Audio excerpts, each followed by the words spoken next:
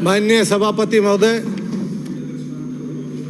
मांग संख्या 55 और मांग संख्या 50 सहकारिता खाद्य नागरिक आपूर्ति विभाग पर बोलने का आपने अवसर दिया, इसके लिए आपको बहुत बहुत धन्यवाद। माननीय सभापति महोदय, सहकारिता विभाग एक सबके लिए सब एक के लिए, मेरा आपके माध्यम से सदन को निवेदन और मंत्री जी को निवेदन करना चाहूँगा कि सहकारिता विभाग की रीढ़ की हड्डी है ग्राम सेवा सहकारी समिति। ग्राम सेवा सहकारी समिति हमारे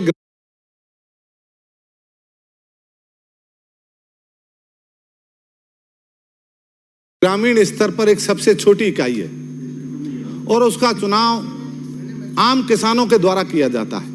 उसमें एक अध्यक्ष होता है, 15 लोगों की वो कमेटी होती है, उसमें व्यवस्थापक भी होता है और सभी आम किसानों की सहमति से उसका संचालन होता है।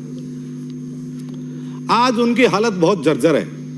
सहकारी समितियों को अगर हम आत्मनिर्भर करेंगे तो राजस्थान का किसान आत्मनिर्भर होगा।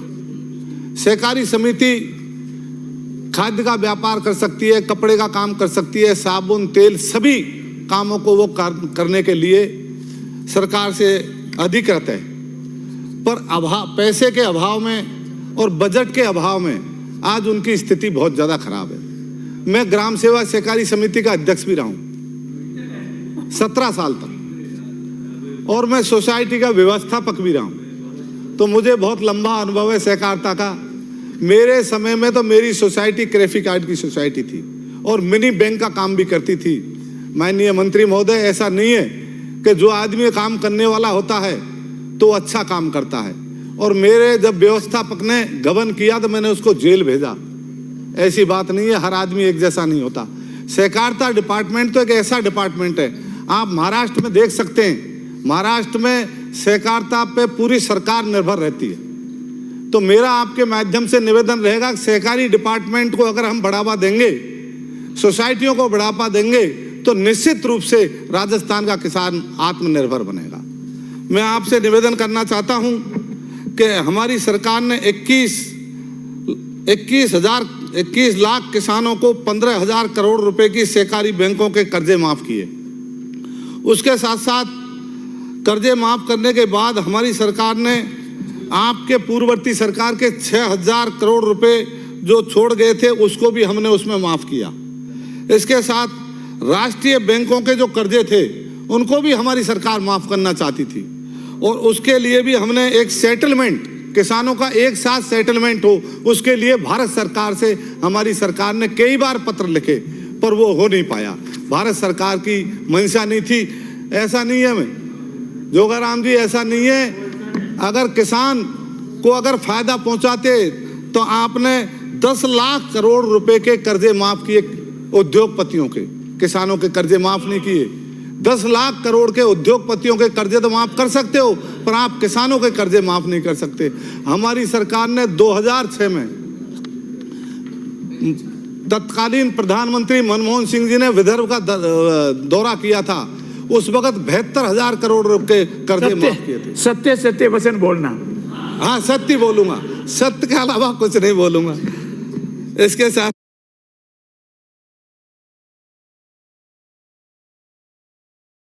मैं आपसे निवेदन करना चाहूंगा कि हमारी प्राथमिकता किसानों के साथ होनी चाहिए। किसान, आप ऐसे 3 काले कानून ले आए, जो काले कानून तो पास नहीं हो पाए, पर उसके साथ ही एक आपने एमएसपी का वादा किया था कि हम किसानों को एमएसपी का वादा, आज वो भी लटका हुआ है। तो मेरा आपसे निवेदन है, किसानों की जो एमएसपी का कानून है वो आना चाहिए और किसान को जो उचित मूल्य सरकार के द्वारा मिलना चाहिए। गांव में हम कैंप लगाते हैं कि खरीद केंद्र लगते हैं, तो वो खरीद केंद्र भी हम उचित समय पर नहीं लगा पाते। तहसील ब्लॉक हेडक्वार्टर पे लगते हैं तो 2 महीने 3 महीने बाद वो लगाते हैं। उनके पास संसाधन नहीं होते, पैसा नहीं होता। वो कभी कहते हैं कि वो हमारे पास बारदाना नहीं है, तो उसके अभाव में हम खरीद नहीं कर पाते, तो किसान उस पर सफर करते हैं। तो मेरा मंत्री जी से निवेदन रहेगा कि उससे हम किसानों को बहुत फायदा मिलता है और एमएसपी पे हम ज़्यादा से ज़्यादा खरीद करावें और टाइम पे करावें। टाइम पे कराएंगे तो उससे निश्चित रूप से किसानों को फायदा मिलेगा। इसके साथ साथ मैं आपसे निवेदन करना चाहूँगा कि हमारी मांग रहेगी कि 19 जुलाई को मुख्यमंत्री जी जब जवाब दें तो राजस्थान के किसानों के लिए अलग से कोई पैकेज होना चाहिए। एमएसपी पे भी बोले और ऋण माफी के लिए भी बोले, ये मेरा आपसे निवेदन रहेगा। इसी के साथ कोविड महामारी के दौरान हमारी सरकार द्वारा 64 लाख विद्यार्थी और 46 लाख आंगनवाड़ी विद्यार्थियों के घर पे जो मिड डे मील के कॉम्बो पैक हमने उपलब्ध कराए थे, इस तरह की योजना भी हमको नहीं, श्रवण जी कह रहे थे, ये बात सही है भाई, ये उनका मत है। मेरा मत ये है कि किसानों के कर्जे माफ होने चाहिए। उसकी एक वजह यह है, माननीय सभापति महोदय माफ करना, कांग्रेस के दो साथियों के दो भिन्न भिन्न अंतर विरोधी मत है, किसको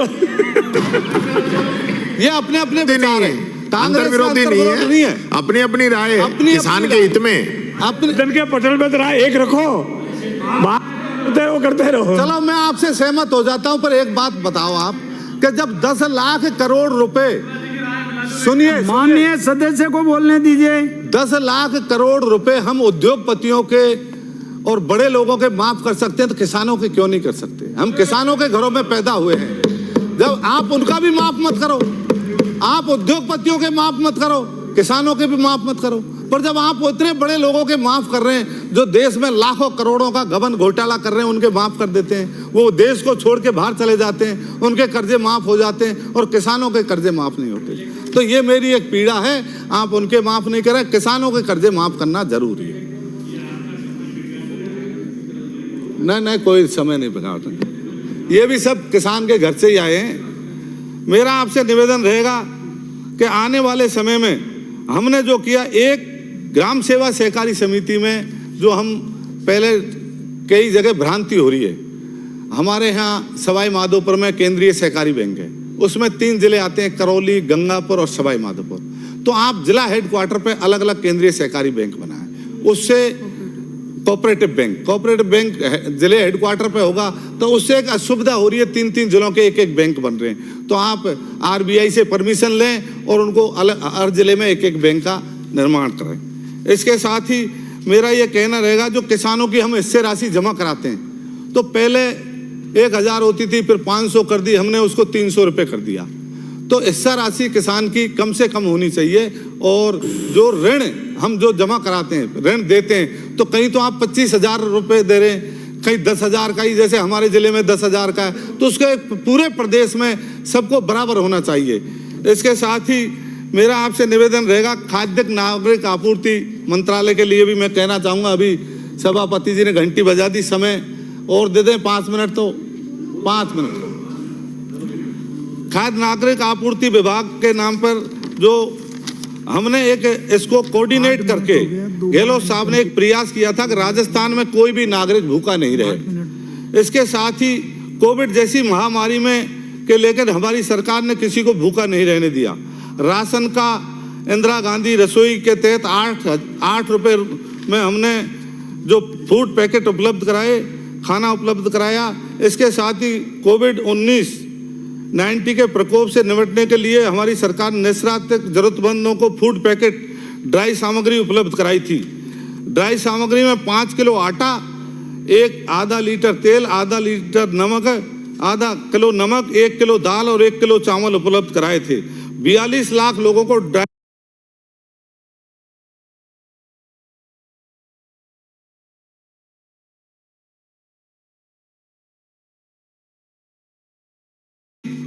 1.97 करोड़ रुपया भामाशाहों के द्वारा हमको मिला और 1.77 करोड़ के पैकेट स्वयंसेवी संस्थाओं के द्वारा बांटे गए। तो ये एक बहुत बड़ी बात है। ऐसे समय में नहीं, करोड़ पैकेट है, पैसा नहीं दिया गया, उन्होंने पैकेट ही बांटे, सरकार को कोई पैसा उपलब्ध नहीं कराया। इसके साथ ही चयनित जो लाभार्थी परिवार हैं, अप्रैल जून 2020 और अगस्त 2000 निःशुल्क गेहूं वितरण की जो सरकार ने सराहनीय कार्य किया, उसके भी लिए हमारी सरकार को मैं बहुत बहुत धन्यवाद देता हूँ।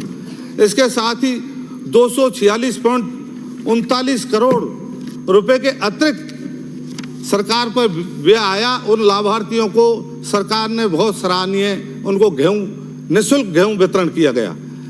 कोविड के दौरान 3.39 लाख गरीब परिवारों को राष्ट्रीय सुरक्षा योजना के चयनित नहीं थे, फिर भी उन परिवारों को हमारी सरकार के द्वारा 10 किलो गेहूं प्रति व्यक्ति एवं 2 किलो चना उपलब्ध कराया गया था। ये एक बहुत सराहनीय काम था। मैं आपके माध्यम से कहना चाहूँगा, इसी तरह 34 लाख चयनित परिवारों को अप्रैल में मई 2020 से 34,000 मैट्रिक टन गेहूं क्रय करके निःशुल्क उपलब्ध कराने का कार्य हमारी सरकार के द्वारा किया गया, जो भी एक बहुत सराहनीय काम था। गहलोत सरकार ने NFSA BPL अंत्योदय योजना के लाभार्थियों को 2 रुपये किलो की जगह 1 रुपये किलो में गेहूं उपलब्ध कराने का कार्य सिंगल इंजन की सरकार ने किया।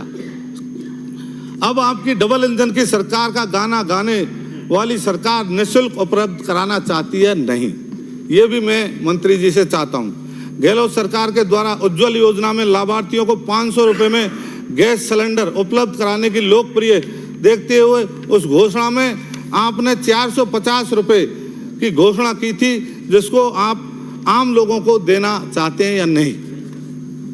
इसके साथ ही मैं आपसे एक निवेदन और करना चाहूँगा कि हमारे यहाँ ग्राम सेवा सहकारी समितियों में जो गाय भैंस का जो ऋण देते हैं अपन, और उसमें एक जो बीज डालने की प्रक्रिया है, वो बीज को निश्चित तापमान पर रखना चाहिए, पर वो बीज निश्चित तापमान पर नहीं रखकर वो खराब हो जाता है और उसी बीज को गाय भैंसों में डाल दिया जाता है। उससे इन्फेक्शन हो जाता है और जानवर बीमार पड़ जाते हैं। तो गांव के लोग तो उसको जानते नहीं है और आए दिन इस तरह की समस्या गांव में आती रहती है। तो ये माननीय मंत्री जी से मेरा निवेदन रहेगा, सहकारी मंत्री जी से, कि ग्राम सेवा सहकारी समिति में हम ये व्यवस्था कराएं और वो जो बीज गर्भाधान जो हो रहा है उसको निश्चित तापमान पर रखा जाए। अगर निश्चित तापमान में अगर वो खराब हो गया है तो उसको डाला नहीं जाए। उससे बहुत सारे इन्फेक्शन हो रहे हैं, गाय जानवर बीमार हो रहे हैं और मर जाते हैं, तो उसको किसानों का नुकसान होता है। आम आदमी उसका इंश्योरेंस भी गाँव में नहीं कराता है। तो एक ये बड़ी समस्या हमारे सामने वहाँ आ रही है। एक मैं आपसे निवेदन करना चाहूँगा कि सहकारी समितियों में प्राइवेट जो अपन खाद प्राइवेट सहकारी समिति उपलब्ध नहीं कराती है, तो प्राइवेट दुकानों से किसान खाद खरीदता है, उसके साथ कट्टे के साथ कुछ और पैकेट वो उपलब्ध कराते हैं, एंजाइम वगैरह जो देते हैं, तो वो ज़बरदस्ती किसान को खरीदना पड़ता है और वो उनके कोई काम आता नहीं है, और जो काम नहीं आता है तो उसका बेकार पैसा जाता है। तो सोसाइटियों में भी, अपने ग्राम सेवा सहकारी समितियों में भी ये व्यवस्था होनी चाहिए कि हम खाद उपलब्ध कराएं और सहकारी समितियों को आप पहले से निर्देश दें, उनको एडवांस पैसा दें, तो वो खाद DAP यूरिया खाद पहले से खरीद के रखें और किसानों को उपलब्ध कराएं। नहीं प्राइवेट दुकानों पर किसानों के साथ भारी धोखाधड़ी होती है, नकली खाद बिक रहा है और वो खाद के माध्यम से वो किसान परेशान रहते हैं। तो मेरा आपसे निवेदन रहेगा। इसके साथ ही एक मैं और निवेदन करना चाहूँगा, मेरे विधानसभा क्षेत्र टोडा भीम में 2 मार्केटिंग सोसाइटी है। दोनों मार्केटिंग सोसाइटियों में एक टोडा भीम है और एक नादोती में है। इनमें दोनों में जो खरीद के किसानों की जो खरीद हुई है उसका पैसा देवेंद्र जी जोशी, एक में 40 लाख रुपए बकाया, दूसरी मार्केटिंग सोसाइटी पे देवेंद्र जी जोशी किसानों के बकाया है। तो अमृतलाल जी मीणा, मैं आपसे निवेदन करना चाहूंगा कि 40 लाख रुपए और 20 लाख रुपए दोनों का भुगतान कराया जाए। इसी तरह प्राइवेट। धन्यवाद। माननीय सभापति महोदय, आज